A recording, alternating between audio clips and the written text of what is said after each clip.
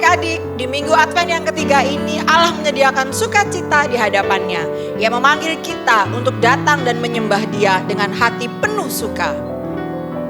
Tetapi semua orang yang berlindung padamu akan bersukacita. Mereka akan bersorak-sorai selama-lamanya karena Engkau menaungi mereka. Dan karena Engkau akan bersukaria orang-orang yang mengasihi namamu. Kebaktian minggu Advent yang ketiga ini kita buka di dalam nama Allah Bapa, Allah Putra, dan Allah Roh Kudus. Turunlah atas kita sekalian pertolongan, anugerah, dan berkat dari Allah Tritunggal. Amin. Dia Allah yang mulia, Dia Raja di atas segala raja. Biarlah nama Tuhan ditegakkan dan kemuliaannya sampai selamanya. Kerajaanmu datanglah. Kerajaanmu datanglah, kehendakmu jadilah di bumi seperti di surga. Kerajaanmu datanglah, kehendakmu jadilah di bumi seperti di surga. Muliakanlah Raja, segala raja, penguasa di udara diruntuhkan.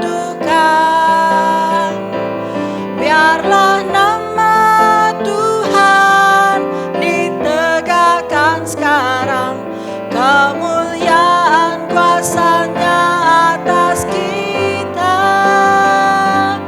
Kerajaanmu datanglah, kehendakmu jadilah di bumi seperti di surga. Kerajaanmu datanglah, kehendakmu jadilah di bumi seperti di surga.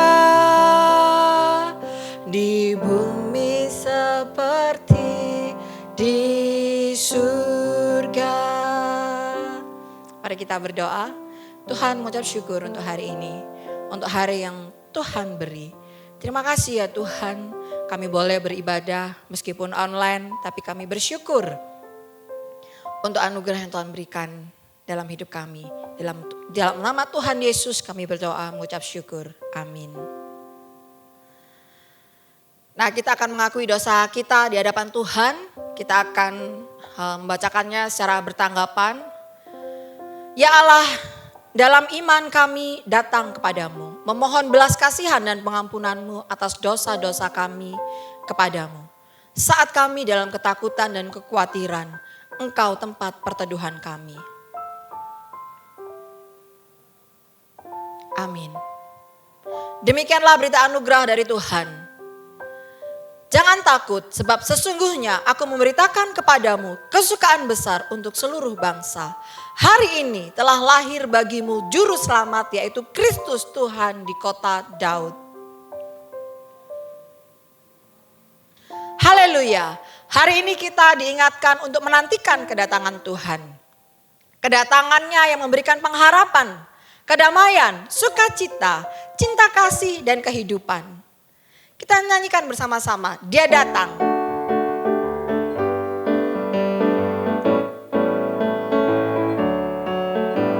Dia datang beri pengharapan. Dia datang beri pengharapan. Dia datang beri pengharapan. Haleluya selamanya. Dia datang beri kedamaian. Dia datang beri kedamaian. Dia datang beri kedamaian. Haleluya selamanya. Dia datang beri sukacita. Dia datang beri sukacita. Dia datang beri sukacita. Haleluya selamanya. Dia datang beri cinta kasih. Dia datang beri cinta kasih. Dia datang beri cinta cinta kasih, haleluya selamanya. Dia datang beri kehidupan, Dia datang beri kehidupan, Dia datang beri kehidupan, haleluya selamanya. Kita akan mendengarkan firman Tuhan. Lalu saja kalian semua untuk berdoa. Siapkan hati dan pikiran kalian. Kita akan mendengarkan firman Tuhan. Tuhan, mengucap syukur untuk hari ini. Sebentar lagi kami akan mendengarkan firman-Mu ya Tuhan. Kiranya Engkau ya Tuhan yang menolong kami, memberikan setiap kami telinga untuk mau mendengar dan hati untuk mau melakukan firman-Mu. Terima kasih ya Tuhan. Kami mau dengar firman-Mu. Dan kami mau menjadi pelaku-pelaku firman. Di dalam nama Tuhan Yesus kami berdoa mengucap syukur. Amin. Nah adik-adik, kita sudah belajar bahwa kita tidak perlu takut. Ada Allah yang hadir di dalam hidup kita. Kehadiran Allah ini tidak langsung mengubah kesusahan kita menjadi sukacita. Tetapi kita diberi cara pandang yang baru dengan berpegang pada janji Allah. Terus, apakah sudah itu saja makna dari berita malaikat di dalam Lukas pasal yang kedua ayat yang ke-10 sampai yang ke-11.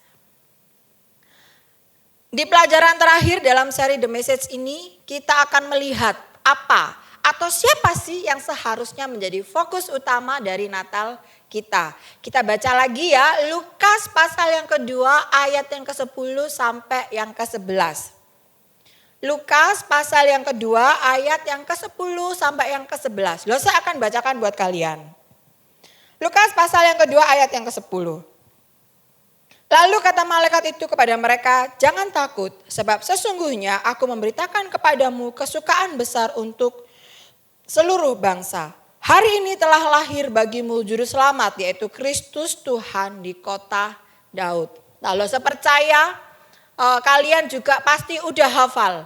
Tapi gak ada salahnya kalau kita baca ya. Dan jangan lupa terus hafalkan ayat ini. Nah adik-adik, kita sudah belajar tentang gembala selama 2 minggu ini. Kira-kira kalian tahu gak sih persamaan antara kehidupan para gembala dan juga kehidupan kita sekarang ini?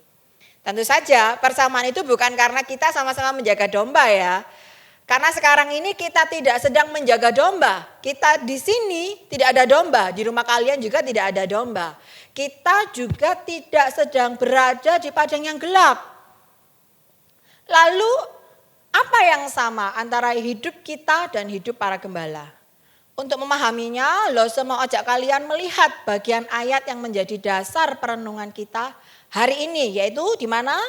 Di Lukas pasal yang kedua ayat yang ke-11. Hari ini telah lahir bagimu juru selamat, yaitu Kristus Tuhan di kota Daud. Lose membayangkan ya, ketika para gembala ini mendengar berita ini, sepertinya mereka langsung berdiri, mereka sangat bergirang dan juga bersukacita. Kalian juga bisa bayangkan, kalau kalian yang sudah lama pengen HP dengan satu merek tertentu, terus kalian itu udah nabung-nabung, terus tiba-tiba papa atau mama kalian datang memberi HP itu pada kalian.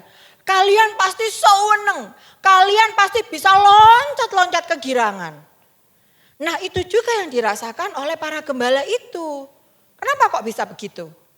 Karena malaikat bilang, Kristus atau yang dalam bahasa Ibrani-nya disebut Mesias, yang sering kita sebut Mesias, sudah datang, sudah lahir. Nah kita sudah belajar dan kita juga sudah tahu kalau orang Israel ini sedang menanti-nantikan Mesias. Lebih lagi disebutkan bahwa lahirnya di kota Daud, yaitu Bethlehem. Dan saat itu di Bethlehem dipenuhi dengan orang-orang yang sedang pulang kampung untuk mengikuti sensus penduduk. Di Indonesia juga ada ya sensus penduduk. Nah dari mana sih mereka tahu bahwa Mesias akan lahir di Bethlehem? dan muncul dari keturunan Daud, mereka tahu dari perjanjian lama adik-adik. Yaitu di dalam kitab Mika, kitab Yesaya dan juga kitab Yeremia yang menubuatkan tentang kelahiran Mesias. Jadi ketika mereka mendengar berita sukacita itu, mereka pasti langsung nyambung. Mereka langsung klik. Jadi enggak ada loadingnya, mereka langsung connect ya. Mereka connect dengan janji Allah tentang Mesias. Penyelamatan dari Allah bagi Israel. Akhirnya datang juga. Sesuatu yang mereka nanti-nantikan datang juga. Dan ada dinyatakan dalam bayi yang dilahirkan hari itu. Yaitu bayi siapa? Bayi Yesus. Dalam diri Yesus Kristus. Nah, hal ini penting kita pahami adik-adik. Kenapa Lose bilang seperti itu? Karena kita pasti tahu bahwa Natal itu adalah kelahiran Yesus di Bethlehem. Tapi pada kenyataannya Natal yang sering kali kita lakukan itu bukan tentang Yesus. Coba kita pikir dengan jujur ya. Kalau Natal mau datang, Natal mendekat, apa yang pertama kali kita pikirkan? Yang pertama apa? Yang pertama pasti hadiah. Kemudian pohon Natal. Kemudian Sinterklas. Ya Pak ya. Apa ada yang membayangkan tentang palungan, kandang yang bau, gembala yang kumal, kemudian membayangkan bayi Yesus? Ada, tapi jarang sekali. Nah, pesan malaikat ini jelas adik-adik, bahwa janji Allah di masa lampau, waktu itu ditujukan untuk orang Yahudi. Sekarang dinyatakan di dalam kelahiran Yesus. Dan janji Allah untuk pembebasan yang ini di masa depan juga dinyatakan dalam Yesus yang lahir. Bayi ini akan menjadi juru selamat semua bangsa di dunia. Para gembala ini benar-benar tidak takut. Mereka benar-benar merasakan sukacita yang besar karena Mesias, Yesus Kristus sudah lahir. Nah, sekarang balik ke pertanyaan Lose yang awal. Apa kesamaan kita dengan para gembala? Adik-adik, kita ini juga hidup di dalam dunia yang penuh kesulitan dan juga kesusahan. Bukan hanya karena COVID-19, tetapi memang dunia kita ini penuh dengan tantangan. Kalian yang udah sekolah merasakan bagaimana sulitnya belajar. Sekarang ini karena COVID-19 jadi semakin sulit. Kenapa? Karena segala sesuatunya harus dilakukan secara online. Belum lagi ketika kita dituntut hidup benar. Padahal orang-orang di sekitar kita dengan gampang dan seenaknya hidup sesuai maunya mereka sendiri. Hidup itu benar-benar sulit ya adik-adik. Para gembala saat itu juga hidup dalam penuh kesulitan. Mereka hidup di bawah pemerintahan Romawi yang jahat. Sama, kita sekarang ini juga hidup di zaman yang semakin jahat. Zaman di mana baik dan buruk dengan mudah diputarbalikkan sesuai dengan keinginan manusia. Apa yang kita harapkan? Tentunya yang kita harapkan adalah hidup yang lebih baik. Dan bebas dari hal-hal yang jahat. Kita dan juga para gembala itu juga sama-sama butuh Yesus, sama-sama butuh Kristus. Nah, bagi para gembala, Yesus lahir untuk memulihkan kerajaan Israel. Tetapi kita tahu dari ajaran Yesus sendiri bahwa ia datang untuk menegakkan kerajaan Allah. Hidup kita juga enggak langsung baik seperti yang kita lihat. Hidup para gembala di pelajaran minggu lalu. Tetapi disitulah kehadiran Tuhan, Sang Immanuel, yang beserta kita, yang berjalan bersama kita menjadi semakin nyata. Natal itu menyatakan kepada kita bahwa sukacita kita tidak hilang ketika perayaan Natal selesai. Tetapi sukacita itu tetap tinggal ketika kita harus menjalani kehidupan kita hari lepas hari. Nah, lewat tahun baru, lewat semua ujian sekolah, lewat ujian kehidupan, lewat COVID-19, sampai nanti ketika pembebasan seutuhnya kita terima, saat Yesus datang kedua kalinya, Natal itu tetap. Natal itu tentang Tuhan Yesus. Natal itu Yesus. Tanpa Yesus kita tidak akan punya Natal. Kita bisa saja merayakan Natal. Tapi kalau bukan Yesus yang menjadi fokus utama dari Natal kita.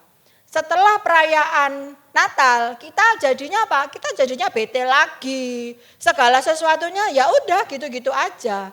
Jadinya apa? Ya wes biasa gitu aja. Kita boring. Tapi kalau Natal kita berpusat kepada Yesus, semua yang kita lakukan itu juga berdasarkan Yesus. Kita memberi orang kado karena kita ingin mereka merasakan kasih Tuhan. Bukan hanya karena kebiasaan atau sungkan harus balas kasih kado. Karena kita sudah dikasih kado. Enggak ya adik-adik ya. Kita mengikuti acara Natal karena kita mengingat kasih setia Tuhan. Bukan karena supaya kita terhibur dan juga senang. Kita beribadah di hari Natal karena kita bersyukur untuk janji Tuhan yang ditepati. Bukan karena kita mau nonton drama atau kita mau senang-senang karena ada banyak makanan dan lain-lain. Bukan adik-adik. Tetapi janji Allah ditepati dan digenapi di dalam Yesus. Kita tidak perlu takut. Allah hadir. Yesus hidup bersama kita. Janji Allah terus dikerjakan dan digenapi sampai Yesus datang lagi. Kita menerima sukacita dan pengharapan yang membuat kita bisa meneruskan perjalanan kita sebagai anak Allah. Dan terus menantikan kedatangan Kristus. Jadi bagaimana kita akan merayakan Natal tahun ini? Saya berharap kita akan mengalihkan pandangan dari tradisi atau kebiasaan yang menekankan senang-senang yang sementara. Saya mengajak kita semua untuk kembali memahami bahwa Natal pertama itu bukan Natal yang enak dan nyaman. Bahwa di tengah kondisi yang paling gelap dan tidak enak, Yesus lahir dan hadir. Itulah Natal yang sesungguhnya. Kita akan mengakhiri firman Tuhan. Saya akan ajak kalian untuk berdoa dan kita juga akan menaikkan doa syafaat kita. Bersama-sama Lose yang akan memimpin kalian dalam doa. Kita berdoa ya. Tuhan mengucap syukur untuk firman yang boleh kami dengar. Yang boleh kami renungkan bersama-sama. Kiranya Tuhan di Natal ini kami dapat memahami, kami dapat memaknai Natal yang sesungguhnya. Biarkanlah Natal ini hanya berfokus kepadamu saja ya Tuhan. Bukan berfokus kepada yang lain. Kami percaya Tuhan bahwa Engkau ada, Engkau hadir di tengah-tengah kami. Apapun kondisi kami saat ini. Terima kasih ya Tuhan. Hanya di dalam nama Tuhan Yesus kami berdoa, mengucap syukur. Amin. Kita akan menaikkan doa syafaat kita ya. Tuhan kami bersyukur, kami masih bisa menikmati Natal meskipun di masa pandemi ini. Apapun itu, kami bersyukur. Karena Engkau hadir di tengah-tengah kami. Karena Engkau telah lahir. Engkau yang selalu menyertai kami. Terima kasih ya Tuhan, kami juga berdoa untuk COVID-19 ini. Tuhan kami rindu COVID-19 ini segera berlalu. Kami rindu ya Tuhan, kami bisa menjalani aktivitas kami seperti sebelum ada COVID. Kami rindu bisa sekolah seperti dulu, tidak melalui online. Kami rindu bermain bersama dengan teman-teman kami. Kami rindu segala sesuatunya berjalan seperti dulu ya Tuhan. Tuhan, tolonglah kami, dengarkanlah doa-doa kami. Tolonglah ya Tuhan, singkirkan COVID-19 ini ya Tuhan. Kami ingin bersuka cita meskipun di masa pandemi ini. Tapi kami juga rindu bahwa COVID ini segera berlalu. Kami juga berdoa ya Tuhan untuk kesehatan setiap kami dan juga keluarga kami. Kami rindu Engkau yang memberikan kesehatan kepada Papa, Mama, adik, kakak, semuanya ya Tuhan. Berikanlah kesehatan. Dan mungkin jika ada di antara mereka yang saat ini sedang sakit. Kiranya Tuhan sama mereka, kiranya Tuhan sembuhkan sakit penyakit mereka. Kami percaya bahwa Engkau telah menebus segala sakit penyakit itu di kayu salib. Kami juga percaya bahwa mereka juga akan Tuhan sembuhkan dan Tuhan pulihkan. Di dalam nama Tuhan Yesus kami berdoa mengucap syukur. Amin.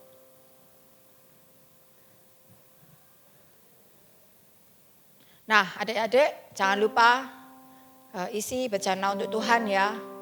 Dengan hati yang taat, dengan hati yang takut akan Tuhan, dengan penuh sukacita memberi persembahan untuk Tuhan. Kita akan menaikkan satu pujian Datanglah Immanuel. Oh datanglah Immanuel, tebus umatmu Israel, yang dalam berkeluh kesah menantikan penolongnya. Bersoraklah hai Israel, menyambut Sang Immanuel.